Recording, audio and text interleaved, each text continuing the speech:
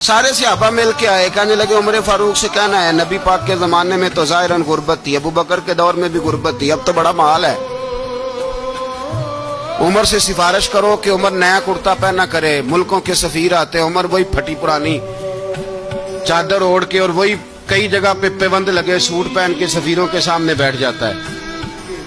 عمر کو مشورہ دو، طے ہو گئی بات۔ سب نے جب مشورہ دے لیا تو سارے کہنے لگے یہ بتاؤ شیر کی مونچھ کو ہاتھ کون لگائے گا؟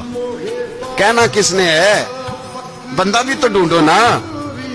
میں کہا جناب میرا یہ خیال ہے کہ مولا علی شیر خدا کہیں گے، کیونکہ جس شخص کی عمر کو سب سے زیادہ حیا کرتے دیکھا وہ شیر خدا مولا علی ہے رضی اللہ تعالی علی کہیں گے، اس لیے کہ جناب علی تو کئی دفعہ جب گفتگو کرتے تھے تو حضرت عمر چپ کر جاتے تھے اور فرماتے تھے علی نہ ہوتا تو میں ہلاک ہو جاتا۔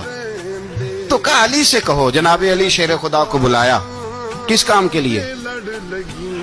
جی اللہ اکبر۔ یہ ذرا اپنے اس دور پہ اس بات کو ذرا لاکا جناب ان سے کہیں کہ زیادہ نہیں، ایک کرتا نیا پہن لے، سفیر آتے ہیں وزیر آتے ہیں تو ایک کرتا نیا پہن لے۔ حضرت علی کو بلایا، فرمانے لگے کوئی اور بات ہوتی تو میں کہہ دیتا، یہ والی میں نہیں کہہ سکتا، کوئی اور ہوتی تو میں عمر کو کئی دفعہ کہہ دیتا ہوں، جلال میں بھی تو سن، یہ والی میں نہیں کہہ سکتا، میں تمہیں ایک مشورہ دیتا ہوں۔ کہ وہ کیا؟ کہنے لگے سیدہ عائشہ صدیقہ سے کہو، وہ مومنوں کی ماں ہیں، عمر ٹالے گا نہیں۔ اماں جی سے جا کے کہا اماں جی نیا کرتا عمر سے کہیں پہن لیں، وزیر آتے ہیں بڑے بڑے لوگ تو چلو کوئی حرج نہیں۔ اماں جی نے کہا اچھا کوئی بات نہیں میں بلا لیتی ہوں۔ جناب عائشہ نے پیغام بھیجا،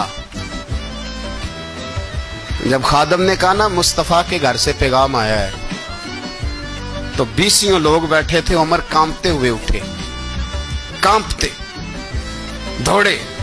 حضرت عائشہ پردے میں تھی تو فرماتی ہیں عمر اتحیات کی حالت میں بیٹھ گئے۔ کہا اماں جی دیر تو نہیں ہو گئی مجھے آنے میں؟ کہا نہیں ٹائم پہ آ گئے ہو۔ کس لیے بلایا تھا؟ کہا عمر دیکھو غربت کے معاملات اور ہوتے ہیں، جب اللہ آسانی دے تو کوئی چیز استعمال کرنا حرام نہیں ہوتی، اگر حرام ہے تو بتاؤ۔ کہا نہیں اماں جی حلال ہی ہے۔ تو فرمایا پھر اتنے سفیر آتے ہیں مشیر آتے ہیں، اب تو مال غنیمت بڑا آتا ہے، ڈھیر لگ جاتے ہیں مسجد میں، تو چل ایک نیا کرتا تم بھی پہن لیا کرو، اور آپ نیا کرتا پہنو گے تو دھاک بیٹھے گی غیروں پر۔ تو صحابہ کا مشورہ ہے کہ آپ نیا لباس پہنے۔ اماں جی کہتی ہے میں نے حکم دیا تو عمر چپ کر گئے، گردن جھک گئی۔ تھوڑی دیر کے بعد سیدنا عمر فاروق نے سر اٹھایا تو داڑھی پہ آنسو گر رہے تھے، رو پڑے، کہنے لگے پاک محبوب کی پاک بیوی جیسے حکم کرتی ہو میں حاضر ہوں، پر مجھے وہ والا لباس پہنانا جو میرے مصطفیٰ نے پسند فرمایا ہے۔ اگر یہ رنگ رسول پاک کا ہے تو میں حاضر ہوں، اور اگر نبی پاک کا نہیں تو پھر جیسے آپ حکم کریں۔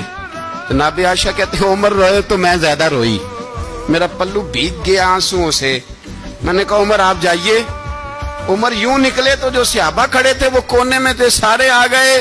کہا اماں جی کیا بنا؟ فرمایا بھائی تم سب جو باتیں کہتے ہو وہ اپنی جگہ ٹھیک ہیں، پر عمر جو بات کرتا ہے وہ سب سے زیادہ ٹھیک ہے۔